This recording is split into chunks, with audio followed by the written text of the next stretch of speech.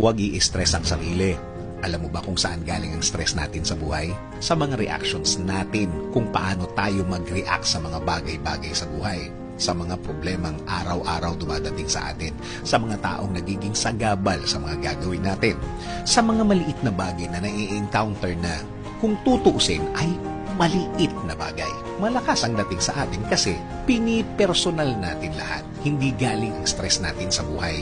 Walang kinalaman yun doon. Walang connect. It's how we respond to problems. Kung matututunan mong i-adjust ang attitude mo, kung matututunan mong i-adjust ang reply mo sa lahat ng bagay, kung matututunan mong i-adjust o ibahin ang ugali mo, yun bang itatanong mo sa sarili mo ang tanong na paano ba dapat i-handle ng isang matured na tao ang problemang ito? Paano ba dapat ang unang reaksyon ng isang matured na tao ang dumating na mabigat na sitwasyon na ito? Then, importanteng ipagdasal mo